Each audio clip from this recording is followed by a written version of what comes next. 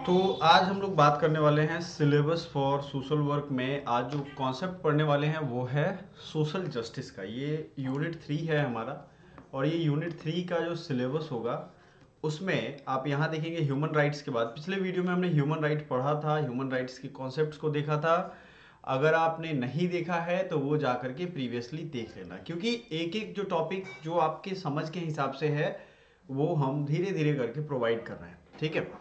आज हम लोग पढ़ेंगे सोशल जस्टिस। देखो, सोशल जस्टिस हमारे कॉन्स्टिट्यूशन के जो मैंडेट हैं उसमें क्लियरली मेंशन भी किए गए हैं। आपको रिसेंटली बता दें, यूजीसी नेट मैंने क्रैक किया है, ऑल इंडिया रैंक 1 इन एमएसडब्ल्यूपीजी। आपके जो भी सोशल वर्क के एंट्रेंस एग्जामिनेशन होते हैं, चाहे वो यूजीसी नेट तक, वो हमारे अलग अलग चैनलों पे मिल जाएंगे। तो हम लोग आगे बढ़ते हैं, और आपको जो अभी कोर्सेज हमारे मिल जाएंगे ऑफर में, आप इसका फ़ायदा ज़रूर उठा लो। कोई भी यूजी पीजी की कोर्स की प्राइस बहुत कम कर दी गई है, आपको ज्वाइन करना चाहिए। आइए आ जाते हैं। सबसे पहले जो सिलेबस है उसको ज़रा समझते हैं। इसमें प्रत्येक यूनिट में, एवरी यूनिट में आपको अलग अलग डेडिकेटेड सिलेबस मिल जाएगा, जो कि सोशियोलॉजी, पॉलिटिकल साइंस, इकोनॉमिक्स, इन सब के बैकग्राउंड से है। तो आज हम लोग पढ़ेंगे social justice. Social justice actually आपने भी सुना होगा कि हमें सोशल जस्टिस चाहिए, हमें जस्टिस चाहिए। इसमें किस तरीके की जस्टिस की बात होती है, क्यों ये सोशल जस्टिस इंपॉर्टेंट है, इसको थोड़ा डिफिनीशन के साथ समझते हैं। डिफिनीशन में सबसे पहला जो है व्यू, आपको समझना जरूरी है कि सोशल जस्टिस में कौन सा व्यू है, सामाजिक न्याय का दृष्टिकोण क्या है, जिसमें हर कोई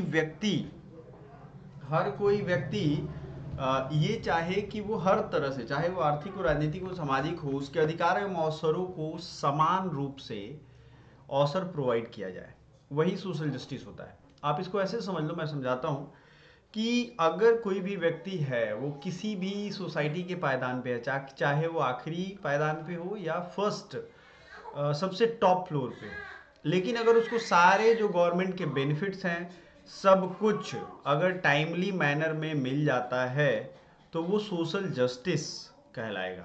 अदरवाइज उसमें उसको डिस्क्रिमिनेशन होता है, उसको कंसिक्वेंसेस फेस करने पड़ते हैं, उसको नहीं मिलता है, किसी भी तरीके से उससे भेदभाव होती है, तो वो सोशल जस्टिस नहीं होगा। तो social justice is the view that everyone deserves equal economical, political and social rights, opportunities. ये ध्यान रखना है आपको। Social worker aim to open the doors of access and opportunity for everyone, particularly those in greatest need. आपने सुना होगा कि जहां भी, जैसे अभी रिसेंट में वायनाड में बहुत खतरनाक फ्लड आया था, तो वहां ऐसा नीड था सभी को, हाउसिंग खत्म हो गए थे, या जो भी, जैसे बिहार में ही हर साल बाढ़ आता है, तो सोशल जस्टिस को देखते हुए खाना पकवाया जाता है, बनवाया जाता है। वो अलग बात है कि ऑफिसर्स में अलग अलग लेवल पे करप्शन है इस चीज़ को लेकर के, लेकिन उनकी व्यवस्था की जाती है, ग्रेटेस्ट नीड में है, तो उनकी सारी रहने का टेंट में ही भले करें, लेकिन वो करते हैं ताकि जान माल की नुकसान ना हो। Social justice encompasses economic justice. Social justice में इकोनॉमिक जस्टिस अगर नहीं होगा तो किसी तरीके से सोशल जस्टिस हो ही नहीं सकता है। Social justice is the virtue which guides us in creating those organized human interaction we call institutions. आप इसमें देखोगे कि ऑर्गेनाइज्ड इंटरैक्शन क्या होता है। हमें कोई काम करवाना है, मान लेते हैं गवर्नमेंट का कोई सेटअप है और वहां से हमें कुछ सर्विसेज लेने हैं, तो वो किसी ना किसी इंस्टीट्यूशंस का वहां रोल होगा, ये आपको ध्यान रखना है। और ये जो है जस्ट इन्वायरमेंट में ही पॉसिबल है। सपोज दैट कि वो भी अगर डिस्क्रिमिनेशन कर रहे हैं तो वो सोशल जस्टिस नहीं हो पाएगा। In turn social institutions when justly organize provide us with access to what is good for the person.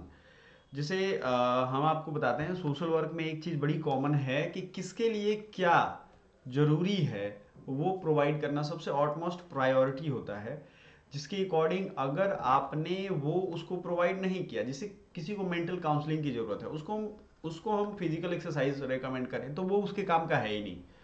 तो इसकी बहुत इंपॉर्टेंस है, आपको ये ध्यान देना पड़ेगा। तो जिसको जो चाहिए, when justly organized provide us access to what is good for the person, both individual and our association with others. ये दोनों लेवल पे जरूरी है। आपसे जो ये असर्शन रीजन में सवाल पूछे जाएंगे वो बड़े बड़े स्टेटमेंट में पूछे जाएंगे, और वो इस तरीके से ही पूछे जाएंगे कि इंस्टीट्यूशंस का क्या रोल है उसमें या नहीं है। आप देखोगे नहीं इंस्टीट्यूशंस का क्या रोल है, भाई गवर्नमेंट डायरेक्ट दे देगी, बट इंस्टीट्यूशंस ऑर्गेनाइजेशन नहीं होगा तो ये नहीं होगा। इवन कि ये पूरा डिफिनीशन आपको एक बार देखना है, जल्दी से इसको देख लीजिए।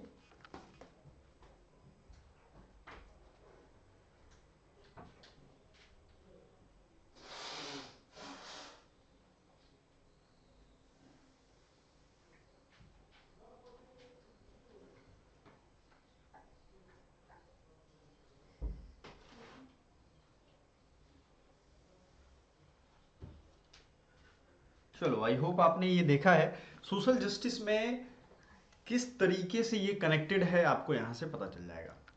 अब हम लोग बात करेंगे आने वाले टाइम में, और भी चैप्टर्स हम लोग देखेंगे। ये नोट्स आपको अगर चाहिए तो मिल जाएगा, बहुत मुश्किल नहीं है।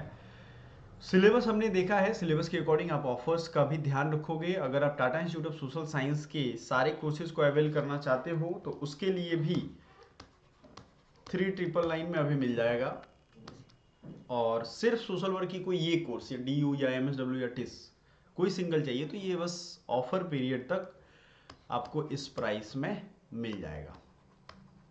चलिए आगे बढ़ते हैं। अब आ जाते हैं, आपको जो रीड करना है, आपको जो पढ़ना है उसको देखेंगे हम, और आपको हमारे कॉन्स्टिट्यूशन में इसकी क्या डिस्क्रिप्शंस हैं, क्या मेंशनिंग है कि नहीं है, सोशल जस्टिस की कहीं बात की गई है या नहीं की गई है, वो यहाँ है। तो ये प्रियम्बल है हमारे कॉन्स्टिट्यूशन का, जिसमें we the people of India having solemnly resolve to constitute India into sovereign socialist secular democratic republic है। अब ये सब तभी हो पाएगा जब हमारा ये डेमोक्रेसी सोशल जस्टिस के बेस पे चले। तो भाई आगे लिखा भी है, आप देखो जस्टिस, यहाँ क्या लिखा है, जस्टिस में हमें सोशल जस्टिस भी चाहिए, economic justice and political justice. Political justice मतलब अपने पॉलिटिकल राइट्स का हम यूज कर रहे हैं।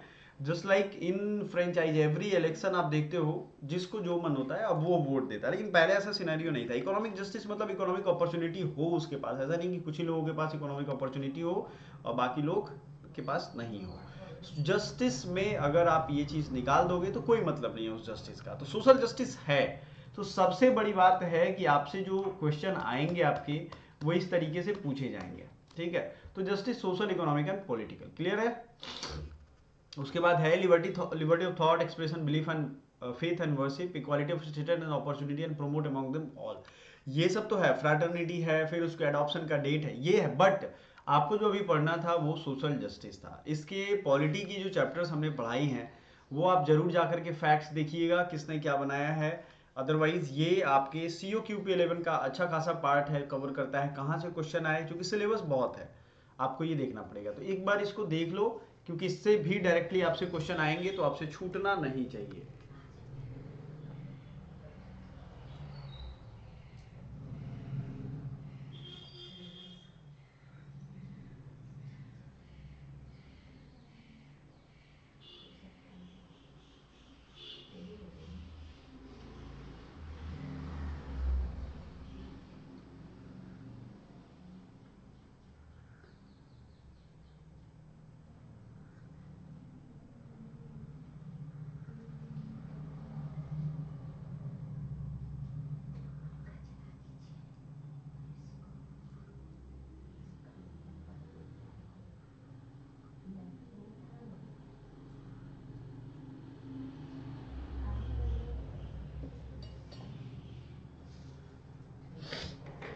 GS का जो पार्ट होता है वो CUT UG PG सबके लिए जरूरी है, इनके जनरल कंपटीशन के लिए भी जरूरी है। तो GS वाले पार्ट में पर्टिकुलराइज होने की जरूरत हमें नहीं है, भाई यहाँ पे तो हम पर्टिकुलर रहेंगे।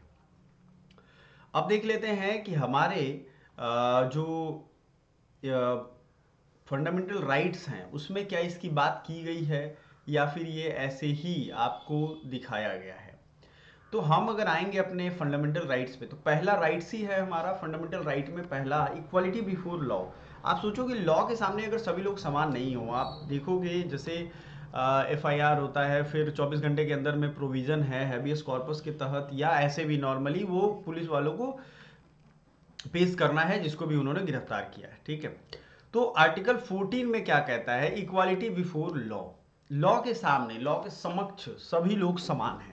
समझ में आ रहा है आपको क्या है, लॉ के कानून के समक्ष सभी लोग समान हैं, इक्वल है।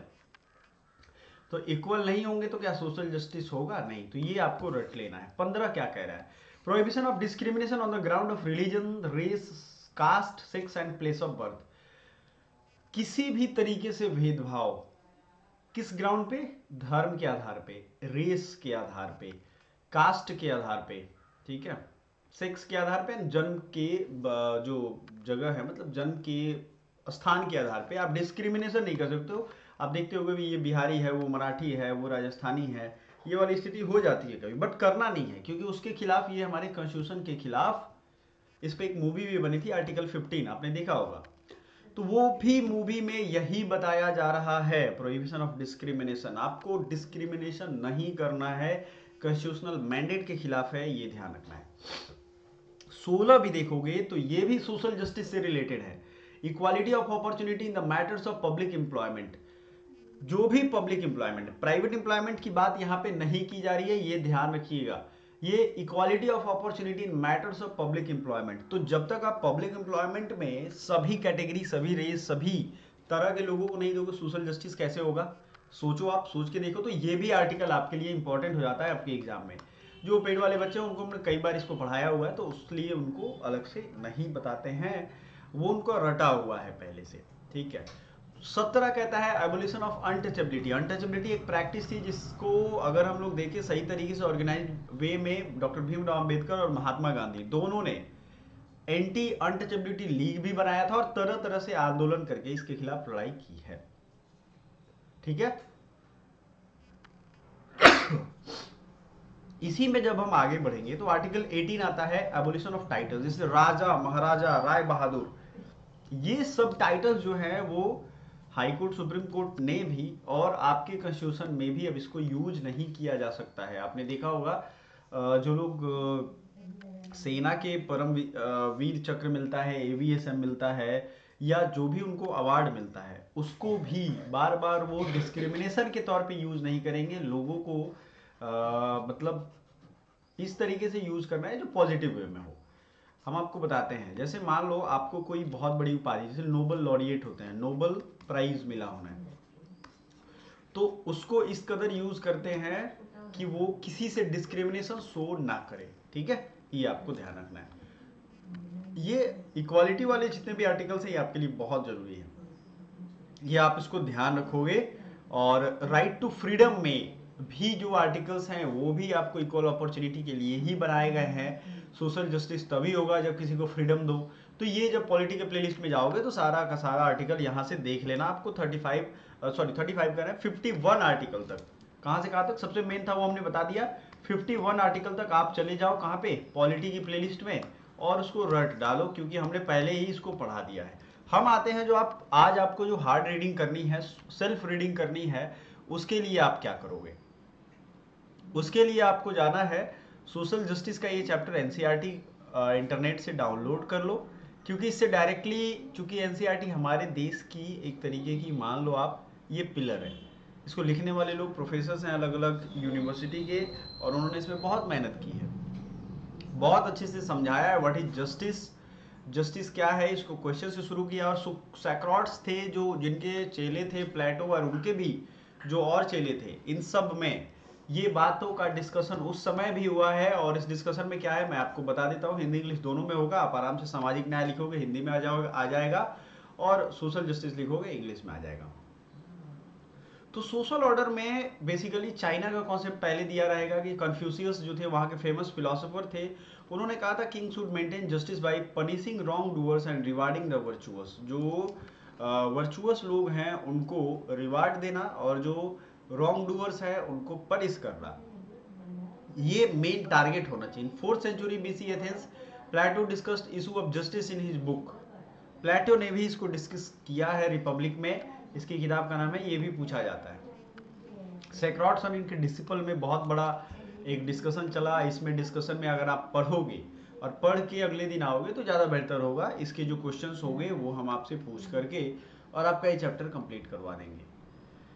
तो बेसिकली इनके दिमाग में उस समय भी यही सवाल था कि जो लोग अनीति करते हैं, अन्याय करते हैं, धोखा देते हैं, छल कपट, या अगर बहुत सारे बिहेवियर ऐसे करते हैं जिससे भलाई किसी का नहीं होता, वो ज़्यादा पैसे वाले, ज़्यादा अमीर है, ज़्यादा रुतबे वाले हैं। आज भी टाइम में यही चीज़ है, समझ रहे हो आप?